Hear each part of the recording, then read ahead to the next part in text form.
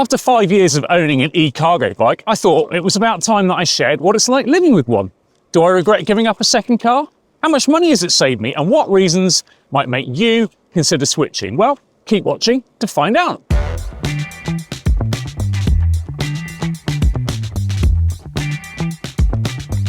So this is what I've been aboard for the last 5 years and thousands of miles. It's a second generation Tern GSD. And it's been a brilliant and faithful companion for city trips and shopping and commuting and ferrying kids around and dressing up as Santa and delivering presents. You know, all the things you might do around town in your car, really. It's put in some hard yards and, as you can see, it's picked up some battle scars along the way. That's why for this vid, I'm swapping it out for a much more photogenic bike, a brand new third generation bike that we've recently reviewed over on road.cc. There's a link to that review in the description below if you want to check it out. Now, some of you are probably thinking, well, it's all very well having a bike instead of a car, but I'm not a cyclist, so it's not going to work for me. So let's just address that head on. I don't think a bike like this is for cyclists. I'm a cyclist and my idea of fun is riding silly distances and sleeping in hedges, sure, but a bike like this can be for pretty much anyone.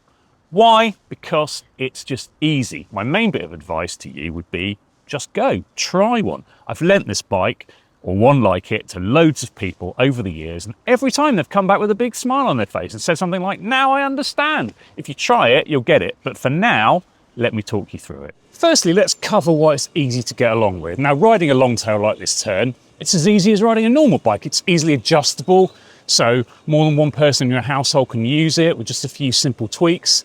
And because of the small wheels, it's not any longer than a standard city bike, which makes it simple to ride, but also means it's easy to store. It'll fit in a shed or a garage, no problem. And in town, you can park it in a normal bike rack near the shops for free. And if you're short on space at home, it'll even stand on its end in the corner of a room. Now, you don't have to be fit either. You really don't. This bike has the latest Bosch smart system with auto mode, where the bike adjusts the support for you. So the power kicks in more when you hit a hill like this, or run into a headwind. There's no switching required. Even in Bath, where everything's either up a massive hill or down one, you can get around without breaking a sweat, and you're still outside in the fresh air.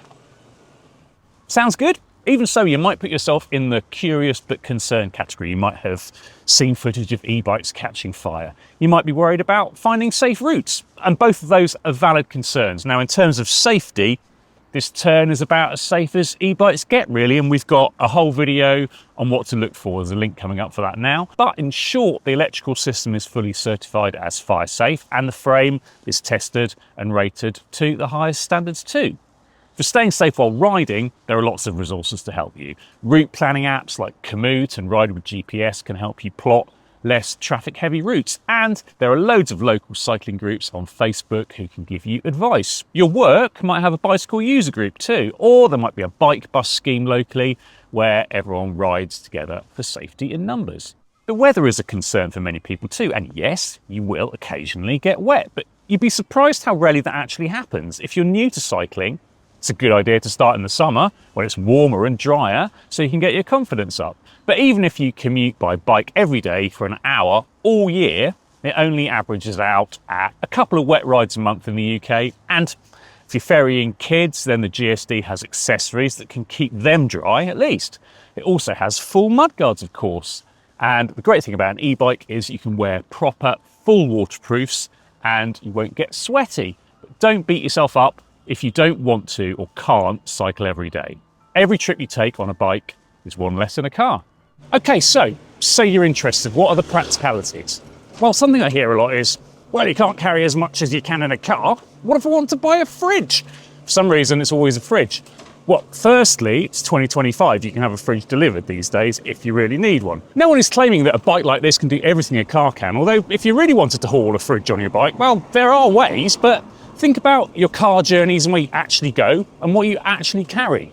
Your bag to work, a child to school, the weekly shop back from the supermarket. A bike like this Tern can do all of those and much more. Now, this rear rack on the back has a load rating of 100 kilos, so 2 kids in child seats or 2 bigger kids on a bench seat's not a problem. My son, 6'7" these days, and he still has a lift into town on the back. For shopping, I have cargo hold panniers on the back, and I put a weather top bag in the front here, and I've done the weekly shop for a family of 4 dozens of times and never once struggled to fit it all in. The reality is that you can replace a surprising number of car journeys with a bike like this. How many cars do you have? Could one of them be a bike instead? Because if it could, you could save yourself a ton of money. Let's do the sums. What are the costs of owning a car? Well, you need to tax it and insure it, and you need to keep it on the road. So MOTs and servicing and new tyres and fuel and parking charges. It all adds up. So what is that costing you? Well, the average in the UK is about £175 a month. And of course, you'll actually have to have a car. So that means buying or leasing one. And the average for that in the UK works out at about £100 a month. But a lease for a new car is going to be considerably more than that. Anyway, the total average spend is about £3,500 a year. Now, for that exact same amount, you can have the GSD's cheaper sibling, the Quick Haul Long, which will also carry 2 kids or all of your shopping. This bike is a fair bit more expensive at £5,900. It has better equipment and an anti-lock braking system, and you can fit 2 batteries for a longer range if you need that. But even so, that's less than 2 years of average car ownership.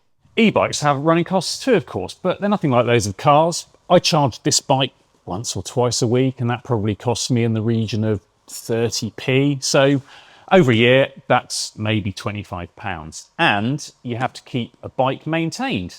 This one's brand new, but if we switch back to the old one, I can tell you what I've spent. It's had 3 new chains in those 5 years and 2 new rear cassettes, and I've gone through a lot of brake blocks because it's hilly around here, and this is a bike that's often carrying a heavy load. Other bits will eventually need replacing too. For example, a depleted battery that no longer holds charge. Now, Tern has a 7-year support program, which means that essential parts, including motor systems, spares, will be available for at least 7 years after you buy. So that's a bit of peace of mind. And the Bosch motor system is probably the most popular in the world. So getting help if it does go wrong is pretty simple. And it's a very reliable system. I've had to replace the speed sensor on the rear wheel, but that's it. Now, I like tinkering with bikes, so I've mostly worked on this bike and swapped bits out myself, but most people would probably treat it more like a car and book it back into a cycle shop like this once a year for a service, and the shop would most likely, slap on a new chain or brake blocks if they're needed and give the whole thing a once over. Sort of like the equivalent of an MOT, really.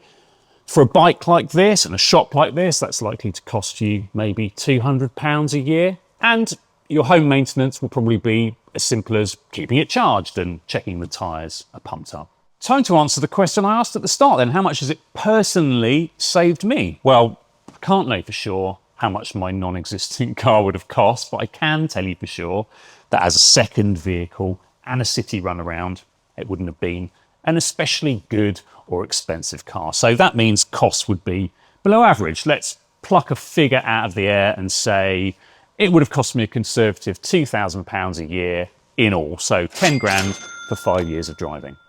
Now, this orange GSD retailed for £4,500 back in the day. And of course, this bike will have depreciated in value. But Terns don't do badly because they're so good. If I gave it a clean and a service and I stuck it on eBay, I could get at least 2 grand for it, even though it's very much in used condition. So we can knock that off. On the top of that, I've probably spent £125 charging it over 5 years, and probably about £300 in parts. And I bought a decent lock, that was 100 quid. And although the bike is covered on my home and contents insurance, I'm no doubt paying a premium there because it's an expensive thing. So let's add £50 a year in total for that. So the total cost of ownership over 5 years now, if I sold up, works out at £3,275, saving me over 6.5 grand versus running a second car. I've saved up enough for the blue one and some accessories. So there we go. No doubt about it, cargo bikes can be expensive, but also it's easy to see from the numbers that you can make a ton of savings if you ditch a car for a bike like this versatile GSD. Let us know in the comments below if it's something you've considered, and also what stopped you if you haven't done it. Thanks for watching, and we'll see you again on road.cc soon. Cheers.